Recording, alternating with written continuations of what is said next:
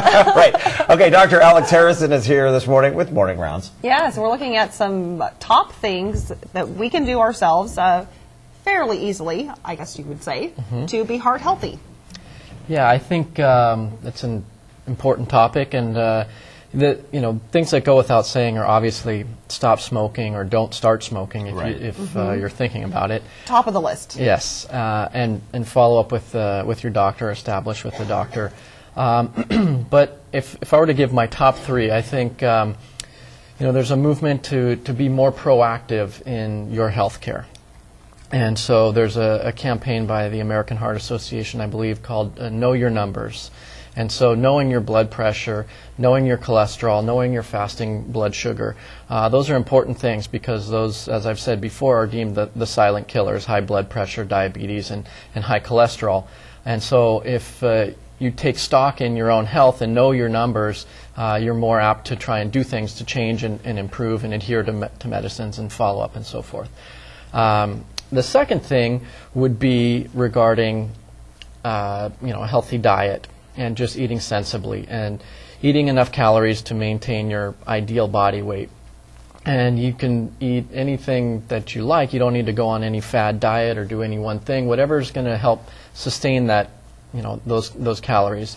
But try and avoid the high glycemic index foods, what I call the white foods: white bread, white rice, white pasta, flour, sugar, etc. Try and eat more whole wheats, grains, fruits, vegetables, lean meats like chicken, poultry, fish, etc. In terms of activity and diet and exercise, I think being active is important, but not everybody has to go join a gym and get on the treadmill and do things. So you can incorporate things into your routine. Exactly, and so everybody's requirement for their activity level is different. It depends on how active you are and how fit you are. And so what I instruct my patients to do is to try and do some sort of activity, 20 to 30 minutes, about 4 or 5 days a week, where you want to so you're just breaking a sweat and it's you're just short enough of breath. It's difficult to carry on a conversation to somebody next to you. So for some people that's going to be a light jog. For other people it might just be a brisk walk. And as you get in better health, it's going to require more and more to achieve that same level of activity. And is that number 3 then? That's number 3. There okay, you go. So we have know your numbers, eat right, and move around a little bit. Yeah, and be active, exactly. So nothing that's, earth-shattering or rocket science, right. but good reminders. But obviously good reminders and something we can all do to take stock in our health. There are things we can all do. Okay, we have a couple of minutes left, and we always ask for viewer questions, and this one comes in from Elizabeth. She wants to know her doctor has prescribed Lipitor for her, but her insurance company won't authorize it until she tries some of the generics. And she wants to know, the doctor says 20 milligrams of Lipitor. The insurance company wants her to take up to 80 milligrams of the generics. And she wants your thoughts on the use of generic statins versus the brand name. And are the generics as effective? They are. I mean, there's a range in potency of all of the cholesterol-lowering drugs called statins. And simvastatin is now generic. Used to be Zocor, and that's one notch just below Lipitor in terms of the potency.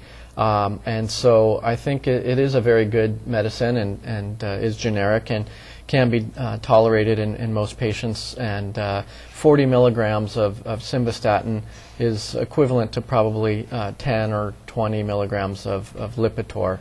The highest dose is 80, and oftentimes that's what some insurance companies require, but there can be some side effects or drug interactions at the higher doses. So, what sort of savings are we talking about there when we switch from a brand name like Lipitor to one of the generics? Is it substantial? I don't know the exact dollars and cents, but in terms of actual expense to the drug company or to the patient, if you're paying out of pocket, it can be quite substantial, yes. All right, well, there you go, Elizabeth. Okay. That's a good question, and I'm curious about the dosing, what the difference is, or why the insurance company would want her to take more.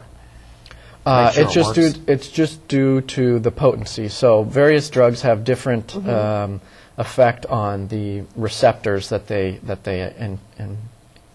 enact their response on. And so it takes less of Lipitor to be do the this. equivalent. But if the insurance company is saying 80 milligrams, that's even more than what the doctor had prescribed. The 80 milligrams is of the generic. So Right. simvastatin, the highest dose is 80 milligrams, whereas the most potent drug is Crestor, and generally the highest dose is 20 milligrams. I see. And so you start off at 5 or 10 and can go up to 20. And so it just depends on the drug itself and how active it is in affecting the liver and halting the progression and production of cholesterol. All the fun of figuring out the insurance company Yes. versus the doctors versus everything else.